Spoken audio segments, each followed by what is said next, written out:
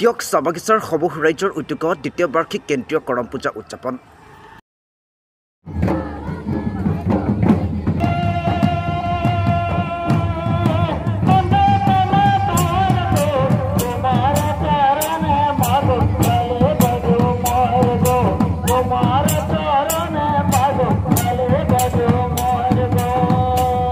অসমৰ চাহ জনগোষ্ঠীসকলৰ কৃষিভিত্তিক উৎসৱ হৈছে কৰম পূজা। তিয়ক চাহ বাগিচাত সবুজ ৰাইজৰ উদ্যোগত কৰম পূজা উদযাপন কৰা হয়। দিনজোৰা কাৰ্যসূচীৰে অনুষ্ঠিত কৰা কাৰ্যসূচীত সন্ধিয়া 6 বজাত কৰম পূজা উদযাপন কৰা হয়। আখৰাবিধিত কাহিনী পাঠ কৰে সুজেন ৰাজুৱাৰে আৰু সহযোগিতা আগবঢ়ায় নুমল ৰাজুৱাৰে। সন্ধিয়া অনুষ্ঠিত হোৱা সম্বৰ্ধনা অনুষ্ঠানত কেইবাগৰাকী গণ্যমান্য ব্যক্তিক সম্বৰ্ধনা জনোৱা হয়। প্ৰাক্তন আচ্ছা নেতা কৰ্মীসকলৰ দ্বাৰা মুকলি হোৱা আখৰাত সকলোৱে একেলগে যুৱনৃত্য প্ৰদৰ্শন কৰে। কৰম পূজাৰ আজি শুভস্থানত আমি এইদৰে ৰাইজৰ মাজত উপস্থিত হৈ ৰাইজৰ ধন্যবাদ জ্ঞাপন কৰিছোঁ। আৰু আমাৰ এতিয়াও ৰাইজ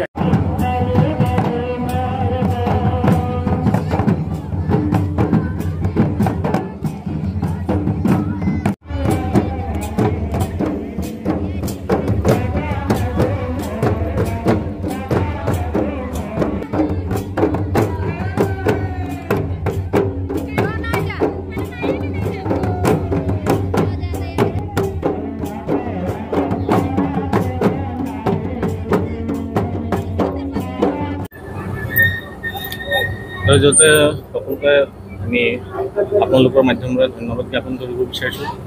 আমি যোৱা 2024 চনৰ পৰাই আমি এটা প্ৰচেষ্টা চলাই আহিছোঁ। আমি আচ্ছা অসম চাহ মজদুৰ সংঘই হওক বা CKC হওক, কৰ্মচাৰী সংঘ, তিয়ক চাহ বাগিচাৰ ৰাইজৰ যৌথ উদ্যোগত আমি কৰম পূজাটি যোৱা বছৰৰ পৰা আমি এই উদযাপনটো আমি একত্ৰিতভাৱে আমি উদযাপন কৰিব যিহেতু আগতে আমি এটা দেখিছিলোঁ বাগিচাৰ চাৰিআলি হওক, তিনিআলিয়ে হওক, এই তিনিআলিবিলাকত সৰু কিছুমান কৰম উদযাপন কৰে। তাত কোনো নিৰ্দিষ্ট সমিতি নাথাকে। নথকাৰ বাবে কিছুমান অকল্পনীয় বা অকাংক্ষিতভাৱে কিছুমান মানে ঘটনা ঘটি যায়। সেই ঘটনাখিনিৰ বাবে আমি লজ্জিত হ'বলগীয়া হয় বিভিন্ন মাধ্যমৰ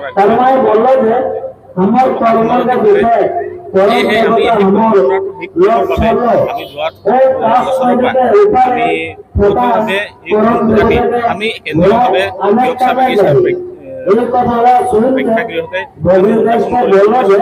আৰু এটা আমাৰ দ্বিতীয় বাৰ্ষিক আমি উদযাপন কৰিব আৰু ইয়াতে আমি অন্তৰ্ভুক্ত কৰিলোঁ যিসকল আমাৰ বিশিষ্ট অতিথি আছিল বা প্ৰাক্তন আচ্ছা কৰ্মীয়ে হওক, বিশিষ্ট ব্যক্তি হওক, সমাজকৰ্মী হওক, তেওঁলোকক আমি আমাৰ মঞ্চৰ যোগেদি তেওঁলোকক সম্বৰ্ধনা জ্ঞাপন কৰিছোঁ।